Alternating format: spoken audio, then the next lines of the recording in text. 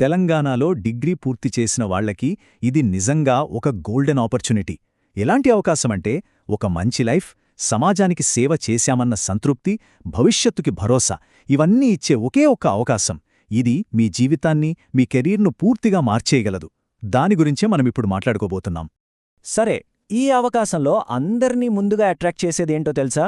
జీతం. అవును, మీరు విన్నది కరెక్టే. నెలకి దాదాపుగా 50,000 రూపాయలు. అది అన్ని ప్రభుత్వ అలవెన్సులతో కలిపి. అంటే మీ ఫైనాన్షియల్ ఫ్రీడమ్కి ఇదొక స్ట్రాంగ్ ఫౌండేషన్ అనమాట. ఇది కేవలం మంచి జీతం మాత్రమే కాదు, అంతకు మించిన భద్రత. ఇదేదో టెంపరరీ జాబ్ కాదు, పర్మనెంట్ గవర్నమెంట్ జాబ్. అన్ని బెనిఫిట్స్తో కూడిన పర్మనెంట్ ఉద్యోగం. ఒక్కసారి జాబొస్తే ఇక మీ ఫ్యూచర్కి ఎలాంటి టెన్షన్ ఉండదు. మరి పోస్టులు ఏవైనా 100, 200 ఉన్నాయనుకుంటున్నారా? అస్సలు కాదు. ఏకంగా 10,954 10,954 వేకెన్సీలు. ఇంత భారీ రిక్రూట్మెంట్ జరగడమనేది చాలా చాలా అరుదు. ఇది నిజంగా ఒక మ్యాసివ్ ఆపర్చునిటీ. ఇంతకీ ఈ అద్భుతమైన అవకాశం ఏంటి? ఏ డిపార్ట్మెంట్, ఏ పోస్ట్ అని ఆలోచిస్తున్నారా? అదే తెలంగాణ రాష్ట్ర రెవెన్యూ శాఖ భర్తీ చేస్తున్న గ్రామ పాలనా అధికారి, అంటే జీపీఓ పోస్టులు. మీలో చాలామందికి ఈ పోస్ట్ వీఆర్ఓగా తెలిసే ఉంటుంది. ఇప్పుడు అదే పోస్ట్ జీపీఓ అనే కొత్త పేరుతో, మరిన్ని బాధ్యతలతో మీ ముందుకు రాబోతోంది. అయితే ఇక్కడ మనం ఒక ముఖ్యమైన విషయం గమనించాలి. మొత్తం 10,000కు పైగా పోస్టులున్నా అందులో దాదాపు 6,000 పోస్టులని, అంటే 5,954 పోస్టులని డైరెక్ట్ రిక్రూట్మెంట్ ద్వారా భర్తీ చేస్తున్నారు. అంటే ఏంటి? ఫ్రెష్గా డిగ్రీ పాసైన నిరుద్యోగుల కోసమే ఈ పోస్టులు, మీలాంటి వాళ్ల కోసమే.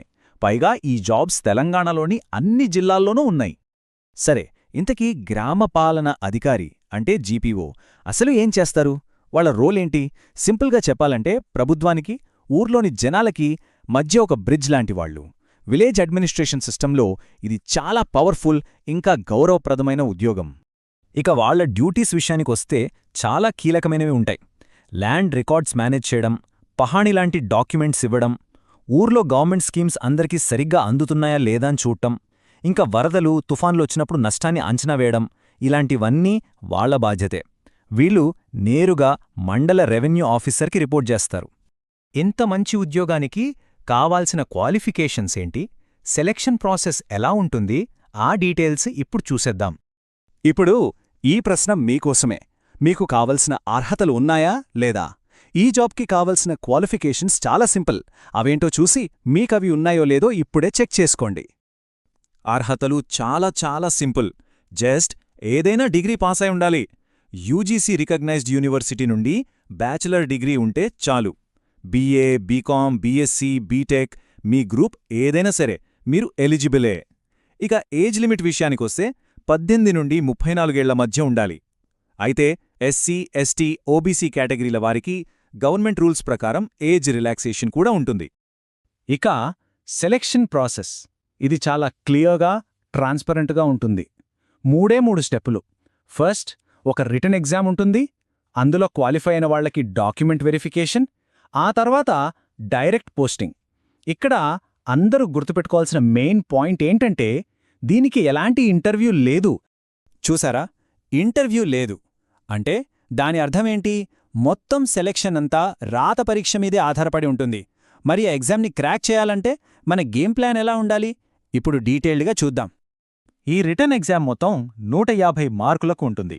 దీన్ని 2 ఈక్వల్ పార్ట్స్గా డివైడ్ చేశారు. పేపర్లో 2 సెక్షన్లు ఉంటాయి. ఒకటి జనరల్ నాలెడ్జ్, దీనికి 75 మార్కులు. 2 సెక్రటేరియల్ ఎబిలిటీస్, దీనికి 75 మార్కులు. అంటే జాబ్ కొట్టాలంటే ఈ రెండింటి మీద మంచి గ్రిప్ ఉండాల్సిందే. First section general knowledge. ఇందులో మెయిన్గా కరెంట్ అఫైర్స్ మీద ఫోకస్ పెట్టాలి. నేషనల్, ఇంటర్నేషనల్ రెండూ ఇంపార్టెంటే. ఆ తర్వాత జనరల్ సైన్స్, జాగ్రఫీ, ఎకానమీ లాంటి కోర్ సబ్జెక్ట్స్.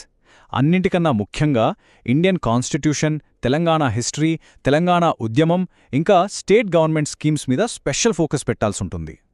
ఇక రెండో సెక్షన్ సెక్రటేరియల్ ఎబిలిటీస్. ఇక్కడ మీ లాజికల్ స్కిల్స్ని టెస్ట్ చేస్తారు. Mental ability, logical reasoning, arithmetic, వీటితో పాటు బేసిక్ ఇంగ్లీష్ నుంచి కూడా క్వశ్చన్స్ వస్తాయి. బేసిక్గా మీ ప్రాబ్లమ్ సాల్వింగ్ స్కిల్స్ని ఈ సెక్షన్లో చెక్ చేస్తారన్నమాట. ఒక్క విషయం బాగా గుర్తుపెట్టుకోండి, కాంపిటీషన్ చాలా చాలా హెవీగా ఉంటుంది. నోటిఫికేషన్ వచ్చినప్పుడు చదువుదాంలే అని లైట్ తీసుకుంటే ఈ గోల్డెన్ ఛాన్స్ మిస్ అయిపోతారు. ఎవరైతే ఒక పక్కా ప్లాన్తో ఇప్పటినుంచే ప్రిపరేషన్ స్టార్ట్ చేస్తారో వాళ్లకే జాబ్ వచ్చే ఛాన్సెస్ ఎక్కువగా ఉంటాయి. సరే, ఈ డీటెయిల్స్ అన్నీ విన్నాక చాలామందికి ఈ జాబ్ ఎలాగైనా కొట్టాలనే పట్టుదల వచ్చుంటుంది. మరి ఇప్పుడు మనం వెంటనే ఏం చెయ్యాలి? నెక్స్ట్ స్టెప్స్ ఏంటి? మీరిప్పుడు చేయాల్సినవి 3 పనులు. మొదటిది, అఫీషియల్ వెబ్సైట్ని రెగ్యులర్గా చెక్ చేస్తూ ఉండండి. రెండోది, మీ సర్టిఫికెట్స్ అన్నీ అంటే డిగ్రీ, క్యాస్ట్ అన్నీ ఇప్పట్నుంచే రెడీగా పెట్టుకోండి. ఇక మూడోది, అన్నింటికన్నా ముఖ్యమైనది, ఒక్క సెకండ్ కూడా వేస్ట్ చేయకుండా సిలబస్ ప్రకారం మీ ప్రిపరేషన్ వెంటనే స్టార్ట్ చేయండి. ఫైనల్గా ఒక్క మాట, ఇది కేవలం జీతం, సెక్యూరిటీ ఇచ్చే జాబ్ మాత్రమే కాదు. మీ సొంత ఊరికి, మీ సొంత మనుషులకి సర్వ్ చేసే ఒక గొప్ప అవకాశం. ఈ అవకాశాన్ని గట్టిగా పట్టుకుని మన సమాజానికి సేవ చేయడంలో మీ రోల్ ఎలా ఉండబోతోందో ఒక్కసారి ఆలోచించండి. All the best!